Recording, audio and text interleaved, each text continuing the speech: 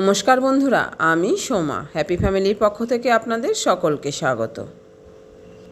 আশা করি যে যেখানে আছেন সকলেই ভালো আছেন, সুস্থ আছেন। আমরাও ভালো আছি বন্ধুরা। প্রতিদিনের মতো আজও চলে এসেছি আমি একটা রেসিপি নিয়ে। আজ আমি আপনাদের সঙ্গে শেয়ার করব চিতল মাছের তেল ঝাল রেসিপি।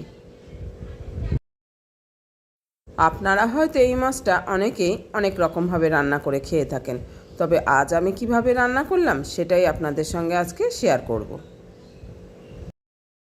তাহলে বন্ধুরা, এই রেসিপিটা দেখতে হলে ভিডিওটিতে একটা লাইক দিয়ে অবশ্যই রেসিপিটা সম্পূর্ণ করার অনুরোধ রইল। তো প্লিজ বন্ধুরা, মনে করে কিন্তু একটা লাইক দিয়েই শুরু করবেন। আপনিই পারেন একটা লাইক দিয়ে আমার এই ভিডিওটি আরও 5 জন নতুন বন্ধুর কাছে পৌঁছে দিতে। আর আজকে আমার এই পরিবারে যদি কোনো নতুন বন্ধু এসে থাকেন, তাহলে আমার অনুরোধ রইল বন্ধুরা, অবশ্যই চ্যানেলটিকে সাবস্ক্রাইব করে আমার পাশে থেকে যাবেন। আর আমি কথা দিচ্ছি, আমিও ঠিক সময় ও নিয়ম মেনেই পৌঁছে যাব আপনার পরিবারে। তাহলে চলুন বন্ধুরা, রেসিপিটা শুরু করা যাক। এখানে আমি আমার প্রয়োজন মতো 5 টুকরো চিতল মাছের পিস নিয়ে নিয়েছি। যদিও মাছটা বাজার থেকে কিনে নিয়ে এসেছিল, তবু এতে প্রচুর পরিমাণে আঁশ ছিল। আমি বেশ কিছুটা সময় নিয়ে আঁশগুলোকে ছাড়িয়ে ভালো করে জল দিয়ে ধুয়ে নিয়েছি। এখন এর মধ্যে দিয়ে দিলাম আমি পরিমাণ মতো লবণ ও হলুদ। লবণ হলুদ দিয়ে এটাকে আমি ভালো করে হাত দিয়ে মাখিয়ে নেব। এই যে বন্ধুরা, পরিমাণ মতো লবণ ও হলুদ দিয়ে দিয়েছি। আমি এটাকে এখন ভালো করে হাত দিয়ে মাখিয়ে নিচ্ছি। মাছগুলোতে খুব ভালো করে লবণ আর হলুদ মাখানো হয়ে গেছে। এখন এটাকে আমি 10 থেকে 15 মিনিট রেস্টে রেখে দেবো, যাতে মাছের মধ্যে লবণের পরিমাণটা খুব ভালোভাবে ঢুকে যায়। এই যে বন্ধুরা, আমি ঠিক 15 মিনিট পর চলে এসেছি। এখন আমি গ্যাস ওভেনে একটা কড়াই বসিয়ে দিয়েছি। আর কড়াইটাকে গরম করে নিয়ে আমি এর মধ্যে দিয়ে দিলাম পরিমাণ মতো সর্ষের তেল। যে কোনো মাছের রেসিপি কিন্তু বন্ধুরা সর্ষের তেলে করলেই ভালো লাগে। আর আপনারা হয়তো এতদিনে জেনে গেছেন যে আমি সর্ষের তেলটাকে রোজকার রান্না হিসাবে ব্যবহার করে থাকি।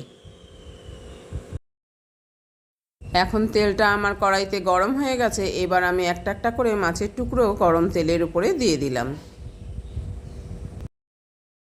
তবে সবগুলো মাছ একবারে দেওয়া যাবে না, আমাকে এটাকে দুবারে ভেজে নিতে হবে। তাই প্রথমবার কড়াইতে আমি 3 টুকরো মাছ দিয়ে দিলাম।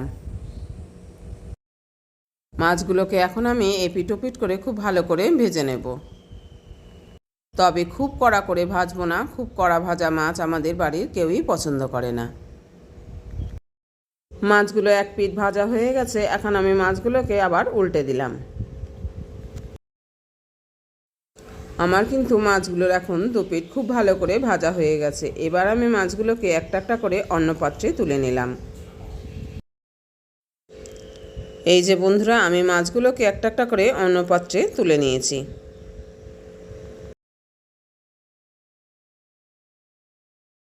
সবগুলো ভাজা মাছ আবার অন্য পাত্রে তোলা হয়ে গেছে। এখন আমি বাকি 2 পিস মাছকেও এইভাবে ভেজে নেব।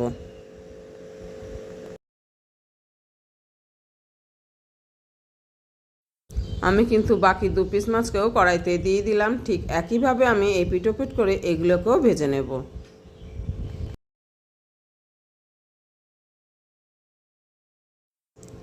এই 2 পিস মাছও আমার ভাজা হয়ে গেছে। এখন এগুলোকে আমি ওই পাত্রে তুলে নিলাম।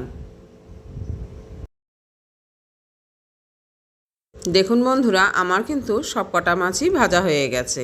এগুলোকে আমি অন্য পাত্রে তুলে নিয়েছি। এখন কড়াইতে যে পরিমাণ তেল আছে তাতে আমি কেটে ও ধুয়ে রাখা আলুর টুকরোগুলোকেও দিয়ে দিলাম। এখানে আমি মাঝারি সাইজে 2টো আলু নিয়েছি। এখন আলুগুলোকেও আমি লবণ হলুদ দিয়ে ভালো করে ভেজে নেব। দেখতেই পেলেন বন্ধুরা, আমি পরিমাণ মতো লবণ ও হলুদ দিয়ে দিয়েছি। এখন এগুলোকে ভালো করে ভেজে নেব। রান্নার এই পর্যায়ে এসে বন্ধুরা আবার একবার সবাইকে মনে করিয়ে দিচ্ছি যে যারা যারা শুরুতে একটা লাইক দিতে ভুলে গেছেন, অবশ্যই প্লিজ বন্ধুরা মনে করে কিন্তু একটা লাইক দিয়ে দেবেন। আর এই রেসিপিটা কিন্তু কেউ বন্ধুরা মাঝপথে ছেড়ে যাবেন না, রেসিপিটা সম্পূর্ণ করে তবেই যাবেন। আলুগুলো যাতে তাড়াতাড়ি সেদ্ধ হয়ে যায় এই জন্য 2 মিনিটের জন্য আমি একটা ঢাকা চাপা দিয়ে দিলাম। এইভাবে বারবার ঢাকা চাপা দিয়ে আমি আলুগুলোকে খুব ভালো করে ভেজে নিয়েছি। এখন আলুগুলো খুব ভালোভাবে সিদ্ধ হয়ে গেছে, এবার আমি এগুলোকে অন্য পাত্রে তুলে নিলাম। আমি কিন্তু আলুগুলোকে ওই মাছ ভাজার পাত্রেই তুলে নিয়েছি। এখানে আমি আমার নিজের সুবিধার জন্য কড়াইটাকে কিন্তু চেঞ্জ করে নিয়েছি। এখন এই পাল্টে নেওয়া কড়াইটাকে আমি একটু গরম করে নিয়েছি। কড়াইটা খুব ভালোভাবে গরম হয়ে গেছে। এখন আমি এর মধ্যে দিয়ে দিলাম 2 চামচ পরিমাণে সরষের তেল। এখন কড়াইটা গরম হয়ে গেছে, আমি এর মধ্যে দিয়ে দিলাম পরিমাণ মতো সরষের তেল। এখন তেলটাকেও আমি গরম করে নেব।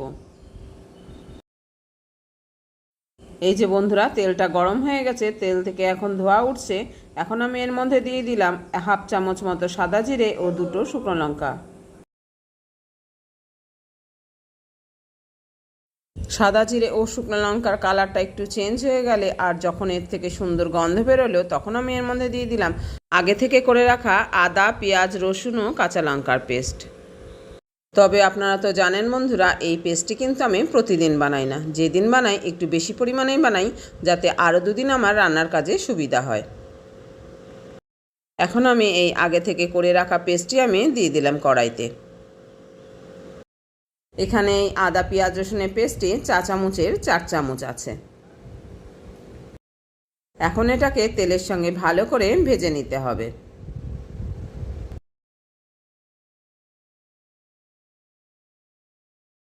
এদিকে এটাকে ভাজতে ভাজতে আমি আর একটা মশলা রেডি করে নেব। এখানে আমি নিয়ে নিয়েছি বাটিতে 2 চামচ মতো টক দই, এটা জল ঝরানো আছে। এখন আমি এর মধ্যে গুঁড়ো মশলাগুলোকে দিয়ে দেব।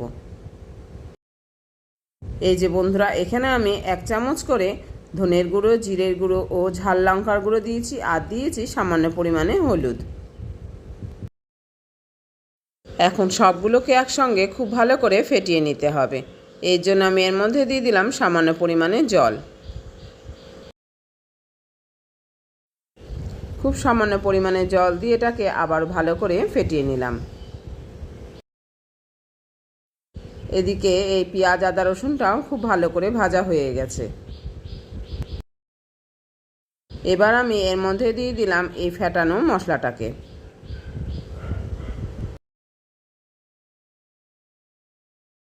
এখন এই মশলাটা দিয়ে এটাকেও ভালো করে কষিয়ে নিতে হবে।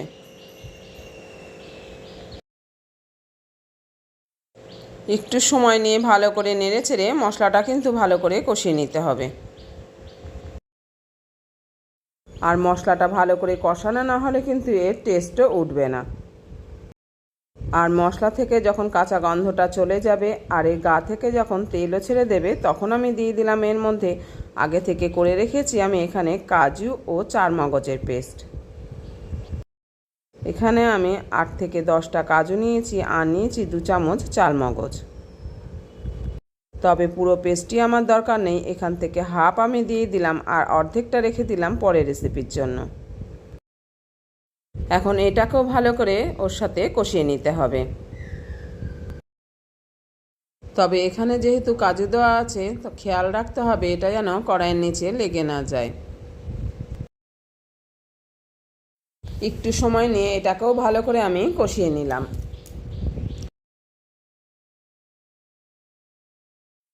এই যে বন্ধুরা, এটা কিন্তু খুব ভালো করে কষানো হয়ে গেছে। এবার আমি এর মধ্যে দিয়ে দেব পরিমাণ মতো জল।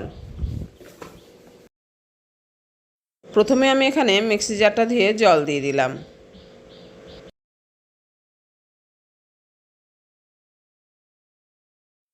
জল দিয়ে একটু নেড়েচেড়ে নিয়ে এর মধ্যে এখন আমি দিয়ে দেবো ভেজে রাখা আলুগুলোকে।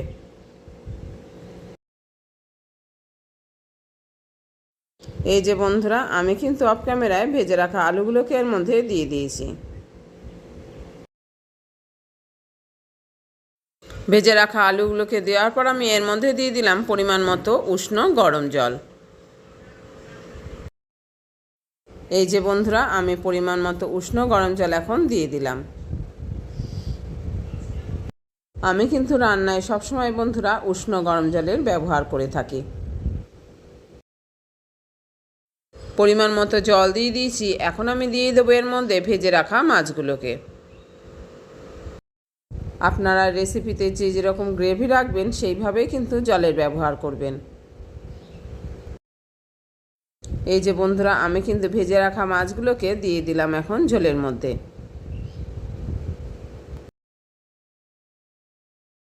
মাছের পিস কিন্তু বেশি নয়, তবে মাছের পিসগুলো বড় হওয়ায় কড়াই কিন্তু আমার একদম ভরে গেছে। এখন মনে হচ্ছে কড়াইটা আমার ছোট হয়ে গেছে। মাছগুলো দেওয়ার পর খুব হালকাভাবে এটাকে একটু নেড়ে চেড়ে দিলাম। এবার আমি দিয়ে দেবো এর মধ্যে পরিমাণ মতো লবণ। আমি স্বাদ মতো লবণ দিয়ে দিয়েছি। এখন এটাকে এবার ঢাকা চাপা দিয়ে দিলাম 10 মিনিটের জন্য। 10-12 মিনিট এটাকে খুব ভালো করে ফুটিয়ে নিতে হবে। আর আমি কিন্তু এটাকে হাই ফ্লেমেই ভালো করে ফুটিয়ে নিয়েছি।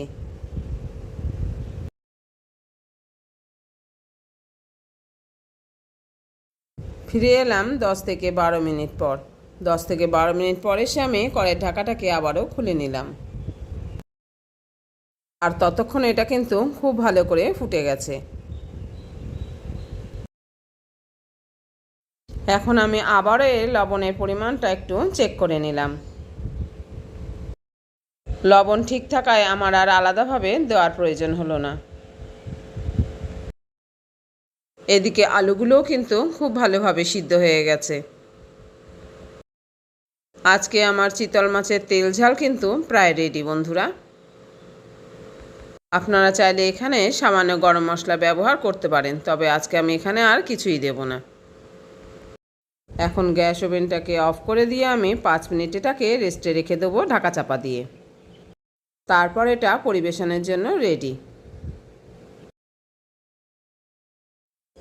তাহলে বন্ধুরা, আজকের রেসিপিটা কীরকম লাগলো জানাতে কিন্তু ভুলবেন না। ভালো লেগে থাকলে লাইক, শেয়ার ও কমেন্ট করবেন। আর নতুন বন্ধু এসে থাকলে চ্যানেলটিকে সাবস্ক্রাইব করে অবশ্যই আমার পাশে থাকবেন। আর যে সকল নতুন বন্ধুরা আমার চ্যানেলে আজকে প্রথমে এসেছেন, চ্যানেলটিকে সাবস্ক্রাইব করার সময় কিন্তু বন্ধুরা বেল বাটনের অল অপশনটা কিন্তু সিলেক্ট করে রাখবেন।